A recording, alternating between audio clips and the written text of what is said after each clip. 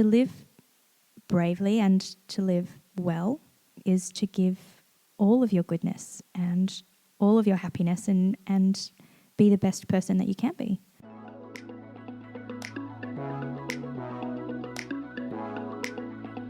Welcome to the When We Are Brave podcast, a podcast sharing inspirational stories and conversations, plus tips and tricks on living your best and bravest life. I'm your host, Tiffany Johnson, author of Brave Enough Now, keynote speaker, and your host of the When We Are Brave podcast. Thank you so much for tuning in to When We Are Brave. I know that together we are going to live our best and bravest life. I am absolutely thrilled to introduce today's guest, Annie O'Reilly. Annie has recently been on the season 2 of Lego Masters Australia. Her story, which is connected to Lego, is a true story of inspiration. Recovering from a brain infection, starting at the age of 15, being told that she would not live to 18, and now being a woman, married, 2 kids, and still using Lego in an amazing way, helping so many other people. Annie's zest for life is infectious. But it's not only Lego that has led Annie to a life of bravery. It has also been in the gifts and talents that she has in the world of tea leaf reading, where she helps herself and so many others to find focus in their life. I can't wait for you to listen in on today's conversation. It is truly inspiring. Welcome to the When We Are Brave podcast. I am so excited to introduce the incredible Annie to you today.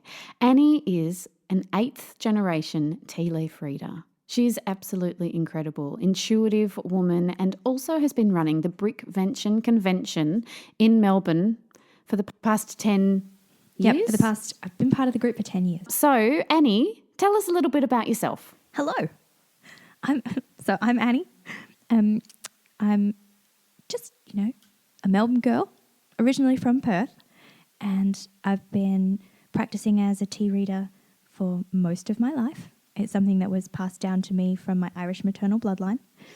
I'm also a mum, so I've got 2 beautiful little kidlets, and I help run Australia's largest premier Lego fan convention with 9 of my scaly mates. So we've been putting on this awesome Lego event for 15 years, and it's entirely volunteer run. So that's one of my beautiful hobbies and passions too. It's amazing. We've been to the Brickvention a number of times. My son is a huge Lego fan, and he has absolutely been overwhelmed, in awe, filled with inspiration every time he's gone to that event. It's amazing. And the fact that it's run by volunteers is great. It's incredible. It's a pretty inspirational event, definitely. Yeah, absolutely. So, Annie, tell us a little bit about why did you get into tea leaf reading? Obviously, it's part of your family, but also why you got into doing the Lego. Was it just something that you always were passionate about? So with the tea leaf reading, that was something that was just part of my family. So I took it on because it felt like it was in my blood. I couldn't not do it. And if I wasn't reading, then I was uncomfortable. So my mum agreed to let me learn, even though I was only 11. And I took on the family tradition, which was really special to me, and it's something that I get to pass on to my own children as well. When it comes to Lego, it's a whole different story, because I wasn't really into Lego as a kid. Oh, that's interesting. It is interesting. I only became interested in Lego when I was 15. So when I was a teenager, I was diagnosed with a really severe brain infection, and I died a couple of times, and I had 29 massive tonic-clonic seizures that reset my memory, and I went back in time multiple times, and I lost 3 years in total of... So that's incredible. It was a bit intense. So I don't remember high school. I don't remember going on exchange and living in Italy. I don't remember any of my friends or the things that I learned. I lost a lot of time. It's not like an amnesia. They don't know what it was. They just called it idiopathic epilepsy connected to an infection. There was no real diagnosis. But it still shaped who I was and who I became. And Lego was the one thing that I did that kind of helped me in rehab, and it helped me learn how to read and write again, and it helped me focus on things. Focus was really important because when I was having seizures all the time, I couldn't focus. I couldn't read a line on a page. My mind would skip. So Lego kind of rehabilitated me and gave me this new lease on life, because when I was 17, they told me I wouldn't live to be 18 because they didn't know why I was sick or why I was seizing or whether I would wake up from the next one. The seizures that I had would usually last about 10 minutes, and I wouldn't breathe for about 9.5. So they were pretty severe on the spectrum of seizures. So Lego was my thing. I never graduated high school. I played with Lego. But you survived. I survived. That's probably more important. That's the important thing. I survived, and when I got to 18 and I wasn't quite dead yet, I went to TAFE, and when I got through TAFE and I still wasn't dead, I went to uni and I got my degree, and then I still wasn't quite dead. So I decided... And you're still not quite dead either. I don't really intend on dying anymore. So I decided as a young woman at 21, I was going to leave Perth, where I'm originally from, and come to Melbourne and start again, because I was recovering. I wasn't sick. I didn't need the label. So I took on this insanely ridiculous journey of just uprooting and going somewhere completely new by myself. And you were completely well by now. You didn't have any more seizures. The infection in your brain had gone away or had healed? The infection had healed, but I will always be permanently kind of damaged by the seizures. I always have that weakness, and I've still had some seizures since then, but they haven't been as severe or as dangerous, which is good. But I came across from Perth. I set up my life here and I got a job in the Lego shop in Moonee Ponds, and I was so excited to have this little Lego job. And they told me about brickvention. And I went along in my little black dress and sparkly shoes. When you're 21, it's what you do. I still have sparkly shoes. They're very important to me. All my shoes are glitter. And life's too short not to have a little sparkle. it sure is. And I started volunteering at this Lego event because Lego had done such a great thing for me, and I knew this was an amazing volunteer organisation. I wanted to give something back because they were hosting this amazing event, which I loved, and they were donating money to charity and helping people in the community that needed it most, especially other people like me who had had serious illnesses and needed Lego as rehab. So I was like, this is perfect. I get to do something exciting. I get to be part of this event. And that was 10 years ago because once you volunteer once, you can never leave. Yeah, you kind of get stuck in it, and it's just getting bigger and bigger and bigger, isn't it? Yep. So being a part of that has been spectacular. And we've taken that event from the town hall to the Royal Exhibition Building in Melbourne, and from 10,000 attendees to 25,000, and from 100 exhibitors to 300. And every year it gets more impressive. And some of those exhibits are absolutely amazing, aren't they? The artists that create with Lego, regardless of age or gender or anything, they're artists. They come from all walks of life, and they create spectacular things that everybody should see. Yeah, I agree. It's absolutely an incredible event. So through all of your illnesses and life changes and helping other people, tell me, Annie, what does it mean to you to live your best and bravest life? To live my best and bravest life is to live your real life. What do you mean by that? Well, we're only really given one, even if they reset a few times, like in my case. Die a couple of times, you reset. But it makes you extremely aware that you only really have this one existence. So to live bravely and to live well is to give all of your goodness and all of your happiness and be the best person that you can be. Yeah, beautiful. Acknowledge all your gifts, all your talents. Mm-hmm. Help people. Yep. Make a difference. Yep. Do something meaningful. And when things feel good, good. And when things don't feel great, don't do them. It's not too difficult, is it? No, it's not too difficult to just be a good person. We make good choices. We are good people. Yeah, what amazing advice, Annie. I agree with you 100%. Do you find still in your life that knowing that you've had these seizures, and I find this I find this conversation really interesting. When my daughter was 6, she was diagnosed with petit malais, and she was pretty much missing a whole year of school. So she had repeated prep.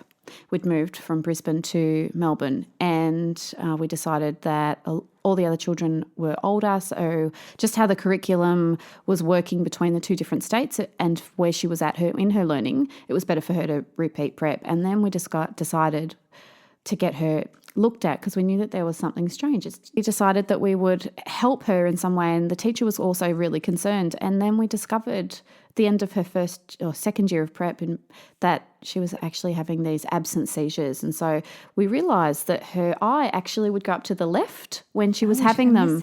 And that was the only way that we would know. And we'd be talking to her and there'd be just no response, completely non-responsive. And she was having over 100 of these a day. So when I was having my seizures, I was having up to 50 an hour at my worst. So I've had every type of seizure. Wow. Absent seizures, nocturnal seizures, seizures where your arms fling around and you can't do anything about them. Seizures, they're quite debilitating, and there's not much understood about them either. And they're exhausting. They are exhausting. It's like being hit by a truck. So it takes 3 weeks to recover. You have another one, you've been hit by another truck. It's really one of those things that when you're told you're going to have this for the rest of your life, you kind of wonder what the point of planning a life is. Because if you're going to be confined to a bed or need carers just because you're having these experiences every 2 days, there's no real hope there. And that probably brings us back to that first question, what does it mean to live your best and bravest life? And it is to just live your life. You've been given a life. Your best life is the choices that you make. And the bravery comes from making those choices. 100%. Absolutely. So are you fearful that you'll have more seizures or that will impact your life now? Or have you got tools around that? I'm super conscious of my seizures. I'm very lucky in that I experience quite severe auras. So the aura is the warning sign that you get before a seizure happens. And I worked out what mine was pretty quickly. So I was able to say, right, this is happening, this is coming, lie down, and kind of protect myself. But I also, in researching all of that stuff, learned what I needed to help my body so I wouldn't be in a point where I was low enough to have a seizure. Because seizures can be triggered by all sorts of things. They can be triggered by stress or infection or disease or, anxiety. People have seizures for all different reasons. Yeah. There's so little known about it. But if you know yourself and live your best life because you know yourself, then you can help yourself and protect yourself. Just for the same as me with having hypos and hypers with my type 1 diabetes. You know yourself. Yeah, I can feel them coming. And often one of the signs is when I get a bit cranky. And my children will say to me, or my husband or a friend will say, what are your sugars, Tiff? Or, hang on a second. I'm a bit low. Yeah, just everyone, I just need to have some sugar here. Hold on a second. I'll be right in a minute. Don't talk to me. Oh, dear. Yeah, I think as well when you've had significant illness or any other illness, or a loved one that's had an illness, or you've been in a car accident, or you've experienced something that's traumatic or difficult or challenging in your life. And I think every single person has those things happen to them. Mm-hmm. You're 100% right in that it is the making the positive choices that is the bravery in living your best life.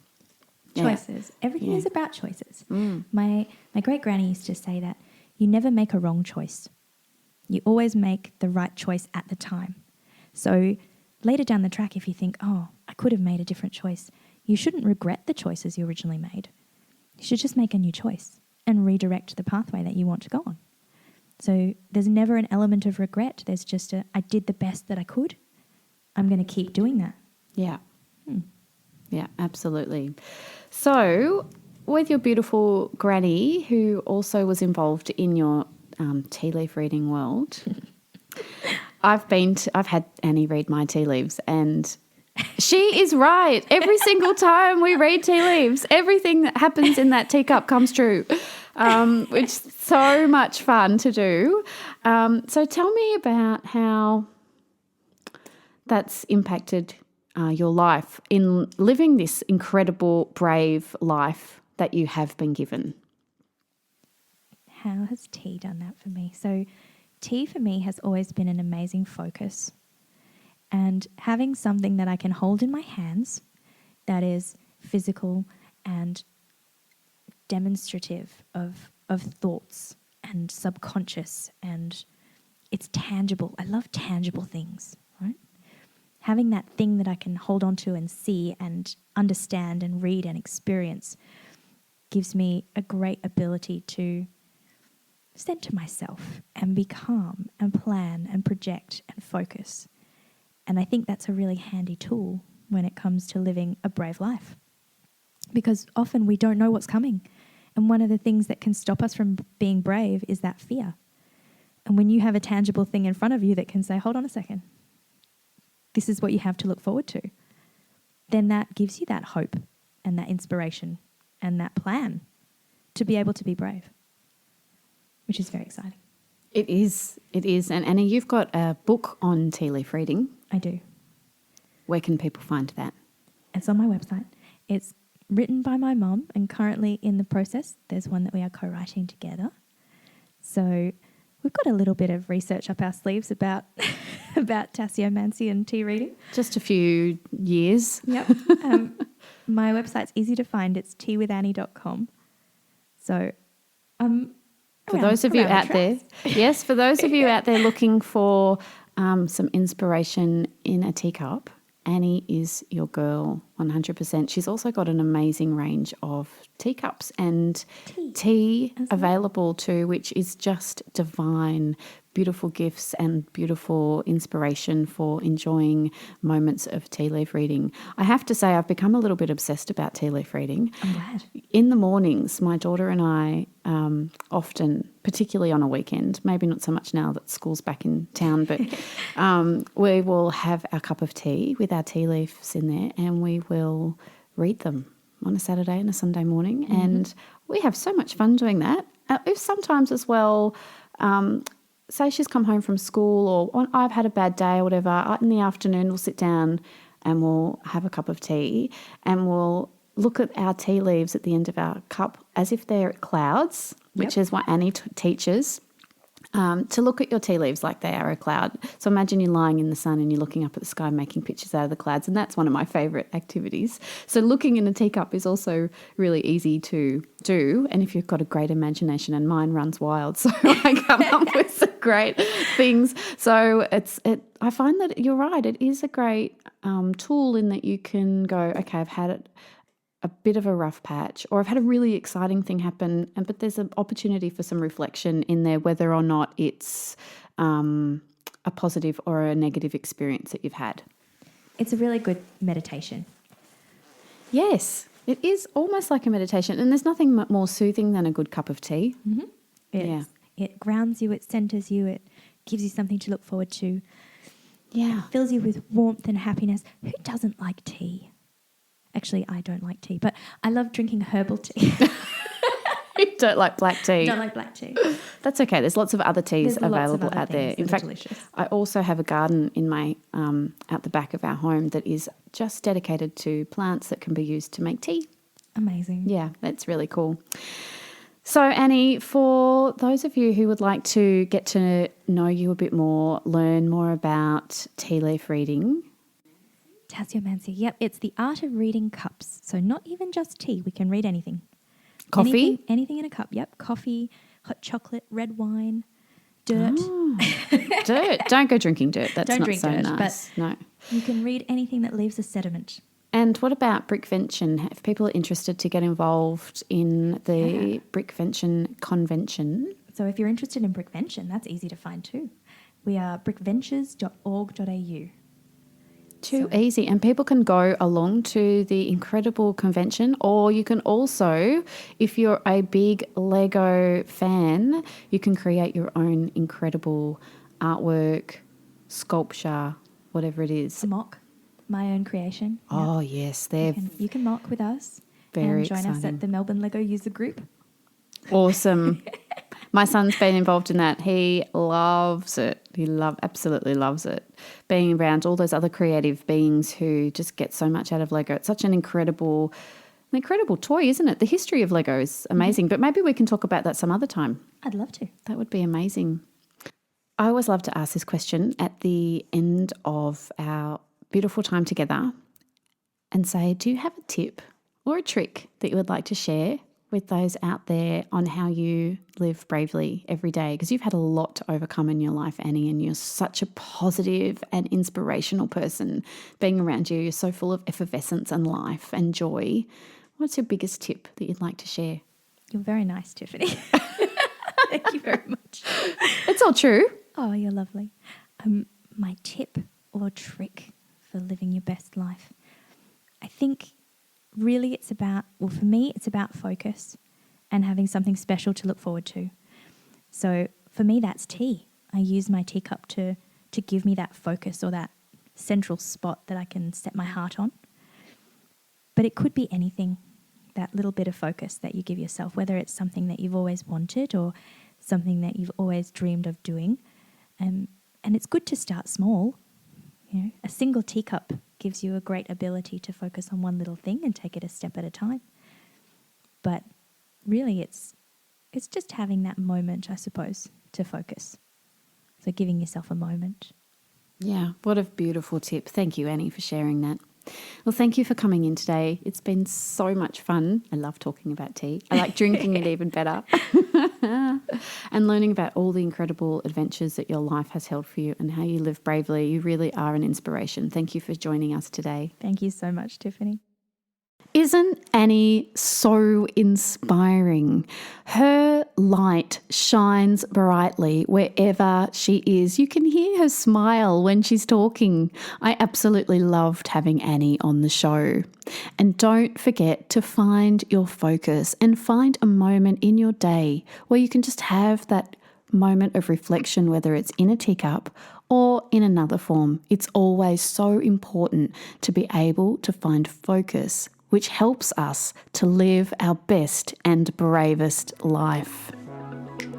If you enjoyed today's episode or the other episodes of When We Are Brave, I would love it if you could leave a review.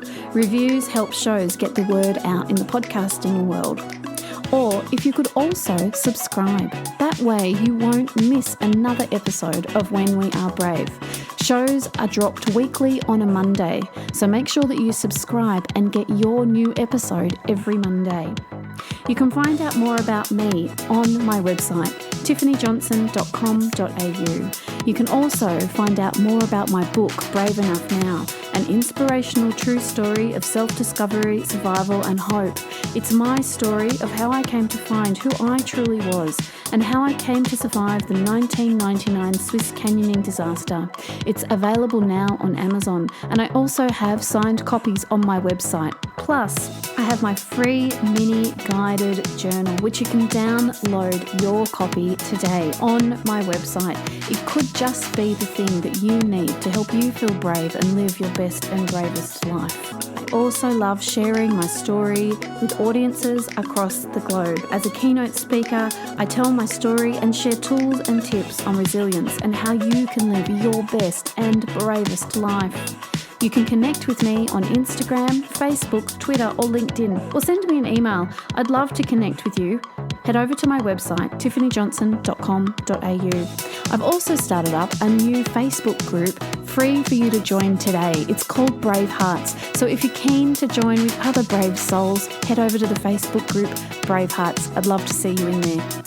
So my friends, be brave. Until next time, and live your best and bravest life.